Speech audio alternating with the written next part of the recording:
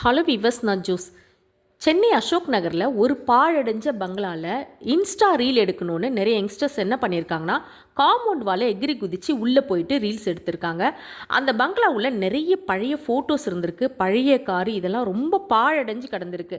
இந்த ரீல்ஸ் எடுத்துகிட்டு அவங்க இன்ஸ்டாவில் போஸ்ட்டும் போட்டிருக்காங்க. இதை பார்த்த மக்கள் இந்த ரீல்ஸை பார்த்தவங்கெல்லாம் என்ன கமெண்ட்ஸ் போட்டிருக்காங்கன்னா, இந்த பங்களா ரொம்ப அமானுஷி நிறைஞ்சதாக இருக்குது, பயமாக இருக்குது, இந்த பங்களா எங்கே இருக்குது அப்படின்னு கேட்டு நிறைய கமெண்ட்ஸ் போட்டிருக்காங்க. இது செம்ம வைரல் ஆகியிருக்கு.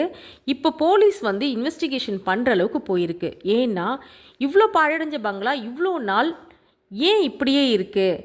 உள்ளே நிறைய ஃபோட்டோஸ்லாம் வேறு இருக்குது, பழைய ஃபோட்டோஸ் எல்லாம் ரொம்ப பழசாக இருக்குது. யாரோட பங்களா? இப்படி பல கோணங்களில் போலீஸ் விசாரணை பண்ணிகிட்டு இருந்திருக்காங்க.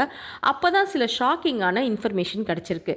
என்னென்னா 2008 ஓய்வு பெற்ற கனிம வளத்துறை அதிகாரி சரவணன், அவர் ரிட்டையர் ஆன ஒரு கனிம வளத்துறையிலேருந்து ஒரு அதிகாரி.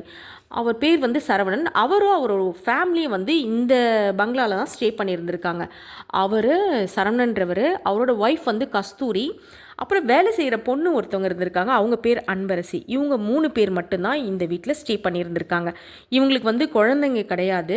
ஸோ இவர் சம்பாதிச்ச பணம், வாங்கின ஜுவல்ஸ், சேர்த்து வச்ச சில்வர், கோல்டு, அமெரிக்க டாலர்ஸ், டைமண்ட், இப்படி நிறைய வச்சுருந்துருக்காரு. இதெல்லாம் தெரிஞ்சுக்கிட்ட ஒரு சிலர் என்ன பண்ணியிருக்காங்கன்னா, 2008 செப்டம்பர் மந்தில் சரவணன் வீட்டுக்குள்ளே நுழைஞ்சிருக்காங்க. சரவணன், கஸ்தூரி, அந்த வேலைக்கார பொண்ணு, அவங்களே 3 பேரையும் கொடூரமாக கொலை பண்ணி போட்டிருக்காங்க. அது மட்டும் இல்லாமல் வீட்டில் இருந்த அமெரிக்கன் டாலர்ஸ், கோல்டு, டைமண்ட், பணம் எல்லாத்தையும் எடுத்துக்கிட்டு தப்பிச்சு ஓடிட்டாங்க. 2008 ஒரே வீட்டில் இப்படி 3 கொடூரமான கொலைகள் நடந்ததுனால இந்த இன்சிடென்ட் பார்த்திங்கன்னா தமிழகத்தையே கலங்க வச்சிருக்கு. இது அசோக் நகர் போலீஸ் இன்வெஸ்டிகேஷன் பண்ணதில் எந்த க்ளூமே அவங்களுக்கு கிடைக்கல. ரொம்ப கஷ்டப்பட்டிருக்காங்க, ரொம்ப திணறி இருக்காங்க. என்ன ஆயிருக்குன்னா, இப்போது இந்த கேஸை அப்படியே சிபிசிஐடிக்கு மாற்றிட்டுருக்காங்க. அவங்க விசாரணை பண்ணதில் ஒரு 4 பேரை அரெஸ்ட் பண்ணியிருக்காங்க. அந்த 4 பேரை அரெஸ்ட் பண்ணி ஜுவல்ஸ், பணம் இதெல்லாம் திருப்பியும் வாங்கியிருக்காங்க. அவங்கக்கிட்ட விசாரணை பண்ணதில், நாங்கள் வெறும் பணத்துக்காகவும் இந்த நகைங்களுக்காகவும் தான் ஆசைப்பட்டு இவங்களெல்லாம் இப்படி கொடூரமாக கொலை பண்ணியிருக்கோம் அப்படின்ற மாதிரி அவங்க இந்த இன்வெஸ்டிகேஷனில் சொல்லிட்டாங்க எல்லாத்தையும்.